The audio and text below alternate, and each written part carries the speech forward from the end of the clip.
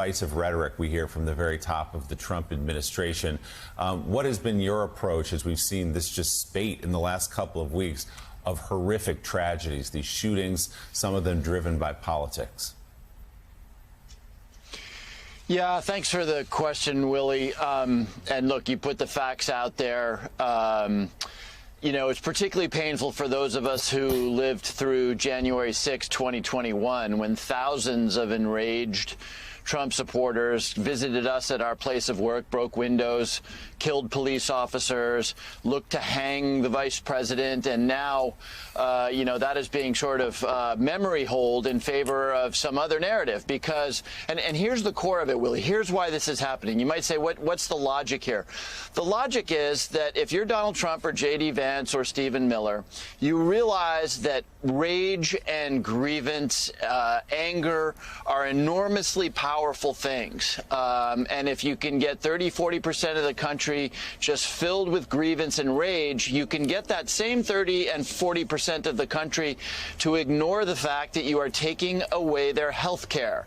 That in the big, beautiful bill, Medicaid was gutted in a way that will throw 10 million people, by the way, many in Republican states, off of their health care, that will close hospitals. And you can get people to ignore that in the next couple of months, and this is what this shutdown is all about, the Affordable Care Act subsidies, which provide health insurance for millions of Americans, are simply going away. So if you can get people focused on racist videos of Hakeem Jeffries dressed up like a Mexican with a sombrero, if you can blame others, if you can say that the Democrats are radical extremists, you're hoping that people won't notice the intense damage that is being done to probably the most important thing Americans have, which is their access to health care.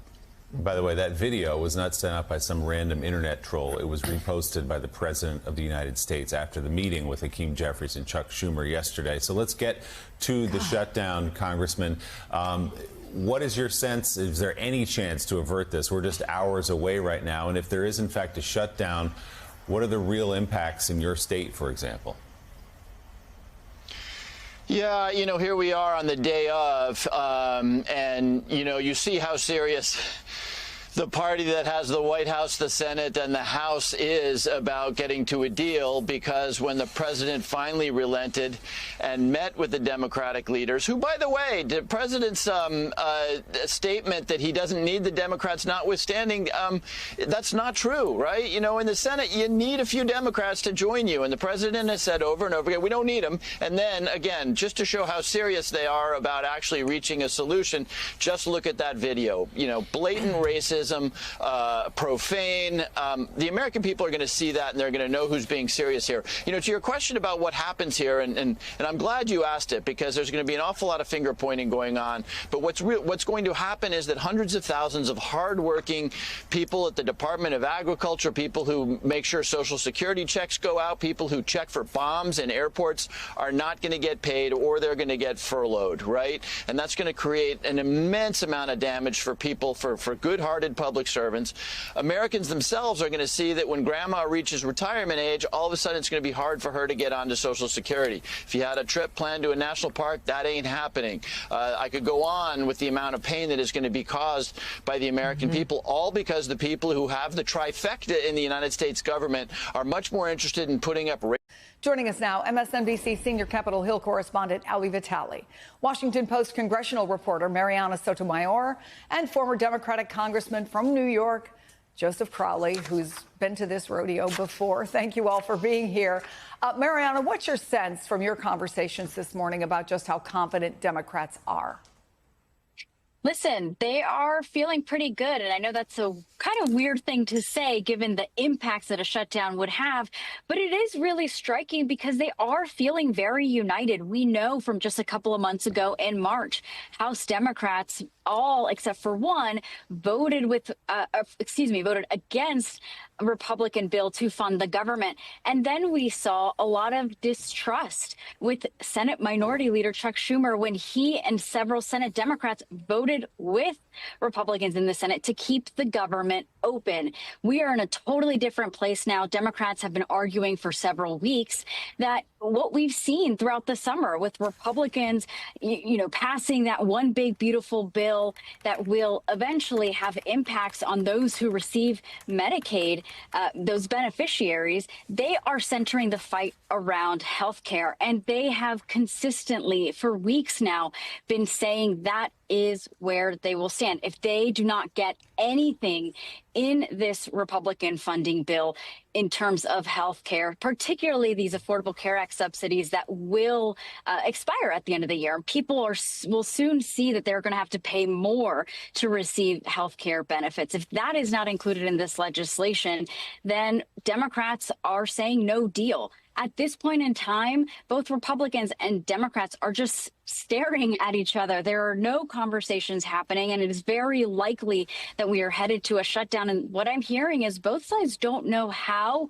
or when this ends. Yeah, a lot of talking, not necessarily to each other. And we were showing you just a short time ago that they were on the floor of the House. But this is the slate we get now. They've adjourned until 3:30 on Friday, October 3rd. Allie, what's going on with that? And take us through the sticking points that got us to that slate.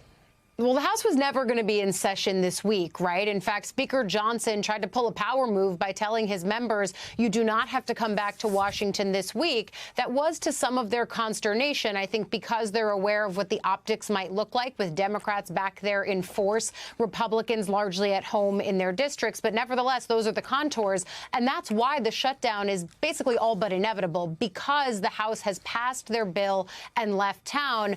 And if the Senate were to make any changes to a bill that suddenly got 60 votes, which I don't know what that bill is because it's definitely not the one they're considering today, then the House would still have to take that up, and they wouldn't have enough time to make it back to town before the midnight deadline tonight. And so that's why things are the way they are. What we didn't see on the floor, because it happened, frankly, so quickly, was Democrats asking to be recognized so that they could put forward their version of a shutdown bill, which is the funding mechanism that keeps the government open until mid-November, with all of their health care priorities attached. House Democrats tried to do that on the floor just now. The Speaker refused to recognize them, and that's why they got into that adjournment posture. But House Democrats are going to try to continue to show that they are in town, willing to work, wanting to talk, and not really getting anywhere, certainly underscored by the way that that meeting of all of the top congressional leaders at the White House ended yesterday with that deep fake AI-generated video that was racist and, in the words of some of the Democratic lawmakers I've spoken to today, outright gross. But I think that means, once again, all eyes are on the Senate. And the dynamics there are very much as Mariana explained. The majority of the Democratic caucus has looked at polling from outside groups. They've heard the pressure campaign from grassroots as well as their voters saying, we just want you to fight. And they feel confident that they're going to be able to do that. Again, I do think the open question here, and this was also the question that Schumer was asking and never found an answer to, frankly, back in March when he provided the Democratic votes to Republicans to keep the government open then, is how do you get out of a shutdown once you are in one? And they still haven't answered that question here, but it is still true that we're barreling towards a shutdown anyway. Yeah, Congressman, by the way, it's good to have you here in person. That is the $6 million question, right? And you've gone through, what, a couple of shutdowns at least? Quite a few, several. Several. All right. And you were involved in negotiations because you were part of the House leadership.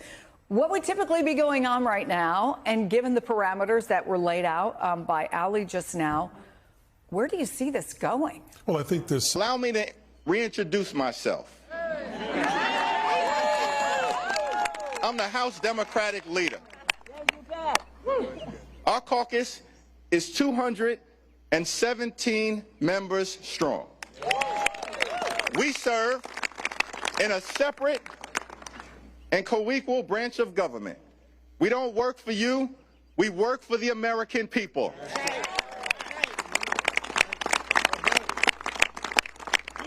We are fighting to lower the high cost of living and to protect the health care of everyday Americans.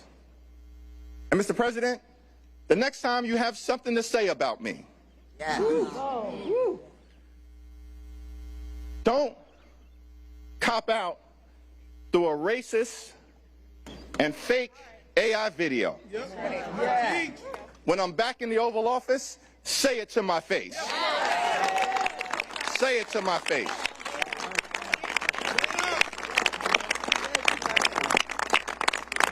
House Democrats are here on duty, fighting on behalf of the American people, ready to fund the government in a way that lifts up their quality of life. House Democrats are on duty. House Republicans are on vacation. Amen. Shame on them for being on vacation all across the country and across the world on the eve of a government shutdown. We're on duty. They're on vacation. They're on vacation because they'd rather shut the government down than protect the health care of the American people. That's unfathomable. That's unacceptable. That's unconscionable, and that's un-American. American politics once again finds itself at a crossroads where the stubbornness of power collides with the real needs of the people. Congressman Jim Himes of Connecticut captured the moment clearly. Today, anger and grievance have become political weapons. Former President Trump and his allies understand that if they keep people enraged, convinced that some conspiracy is working against them, they won't pay attention to the real damage being done. And that damage is very real.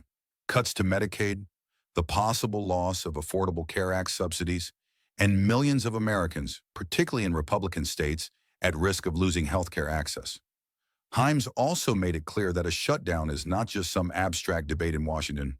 The fallout will hit ordinary Americans directly. From airport security screeners to the staff who make sure Social Security checks go out, hundreds of thousands of public servants could go unpaid or be furloughed. For everyday people, that means delays, uncertainty, and hardship. The frustrating part, as Himes points out, is that while this crisis looms, House Republicans literally went home on vacation instead of staying in Washington to work out a deal. That's why House Democratic leader Hakeem Jeffries delivered such a fiery speech. He not only called out Republicans for being absent, but he also directly challenged Trump, slamming him for hiding behind a racist AI-generated video. Jeffries' message was sharp. Democrats are on duty, ready to fight for health care and working families, while Republicans are walking away from responsibility. At the heart of this standoff is health care, and Democrats believe that fighting for it will resonate with voters. The unanswered question, however, is how the shutdown will eventually end. Because when government grinds to a halt, it isn't politicians who suffer first, it's the American people.